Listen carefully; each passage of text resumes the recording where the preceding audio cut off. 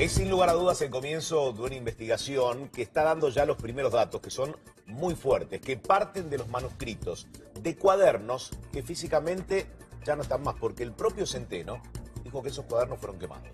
Una de las novedades, ¿no?, en esta causa, que ya tiene 16 detenidos, 2 prófugos, 18 citaciones e indagatorias, entre otros números que arroja la investigación que, bueno, ha comenzado, nos está sorprendiendo y la verdad que uno, cuanto más información sigue teniendo, no deja de sorprenderse. Hay nuevos personajes que traen en escena. Uno de ellos, un hombre de 73 años, de apellido Bacigalupo. Vamos a repasar algunos datos muy, pero muy puntuales. Estamos hablando de un ex policía, un ex hombre de la fuerza.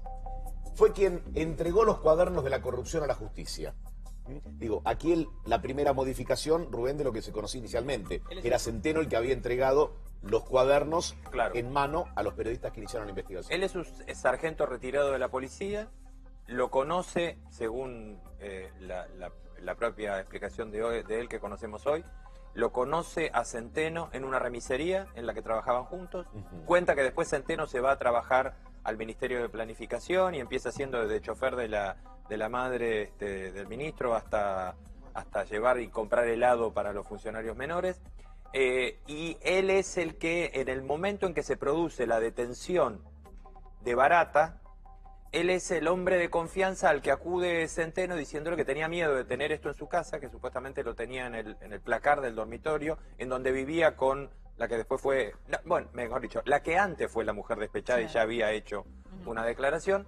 Y entonces se lo lleva a él para que lo tenga en guardia. Y le entregó una caja contándole cuál era el contenido de lo que había. Cerrada. Ahora, según esta versión, este hombre lo habría defraudado de alguna manera a Centeno, ¿no? O sea, no estaría en la voluntad de Centeno entregar los cuadernos a la justicia, sino que este hombre, sin el conocimiento de Centeno, fue quien lo hizo.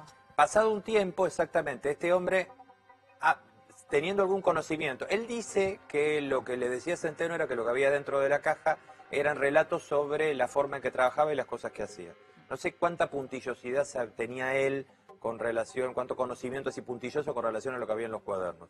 Pero él en un momento abre los cuadernos y cree que tiene que comunicárselos a alguien. Y la verdad que lo que hace es buscar a un periodista, que es Diego Cabot, que es vecino del mismo edificio. Hasta el propio Diego le pregunta, ¿y por qué me entrega a mí los cuadernos? Claro. ¿No? A lo que el hombre le responde, la verdad, me genera confianza y es por eso que entrego este material que sé que van a poder iniciar una investigación para luego ser entregada a la justicia. Exactamente. Él le da los cuadernos a Diego. Diego los tiene durante 2 meses aproximadamente y ahí es, según se relata la historia, cuando se produce la detención de Barata. Este hombre tiene miedo, la segunda, este hombre tiene miedo y entonces se los vuelve a pedir. Creo que el trámite, según lo que yo he visto, el trámite duró 1 mes de devolución.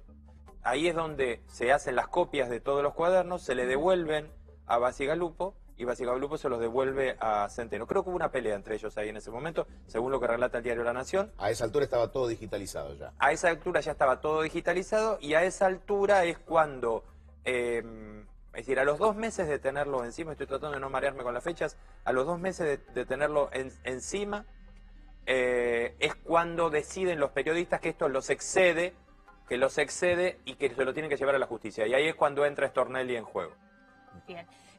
Hay un cuaderno que llama muchísimo la atención, es el cuaderno número 6, y vamos a ver en detalle parte de lo que escribía Centeno. Habla de, aquí están los secretos del cuaderno número 6, de Néstor Kirchner, y lo apodaban el rey de los bolsos. Eso es lo que dice el chofer de Barata en su cuaderno. Que además escribió que cuando hablaba por teléfono con Devido, Barata decía que llevaba el dinero para la corona. Para continuar, tras la muerte de Néstor Kirchner, Centeno dejó de escribir por 3 años. Fueron 3 años sin ningún detalle en esos cuadernos. Pensó que no había más bolso con dinero, pero sí los hubo. ¿Cierra esto? Y sí, de alguna manera. De esa ventana en la que se deja de escribir pensando que no había más dinero en juego. Cierra con todas las historias. A ver, si este tema de los cuadernos tiene algo que no cae fuera de lugar, es que casi todas las historias que se están contando tienen que ver con historias que los periodistas en Argentina conocíamos sobre esta cuestión de la corrupción. A ustedes les pasa igual que a mí o a cualquier periodista argentino, y es que los periodistas contamos el menos del 10% de lo que sabemos, porque del 90% lo conocemos, pero no tenemos las pruebas, porque no tenemos la certificación, y entonces profesionalmente no lo podemos contar. Bueno, todo esto estaba dentro de ese 90% que los periodistas conocíamos que estaba pasando.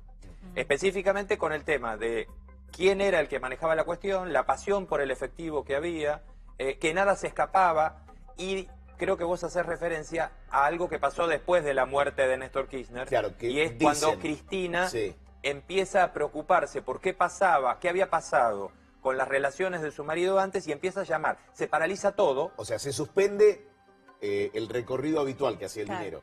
También se paralizó todo en materia de obra, porque coincide con una cuestión de que hay como un stand-by en materia de cuáles son las relaciones de la obra pública del gobierno nacional con las empresas, y la presidenta pide verificar todo. Sí, a la espera coincide justo con esto. Claro, de nuevas instrucciones, ¿no? De ver cómo se retomaba todo el circuito que se había armado y que estaba al comando de Néstor Kirchner. Bueno, y aquí el punto final, entre los secretos del cuaderno número 6, según el cuaderno, ya sin Néstor Kirchner, el dinero lo recibía Julio De Vido y el propio Barata. Por eso se rediseñaba el circuito. Hasta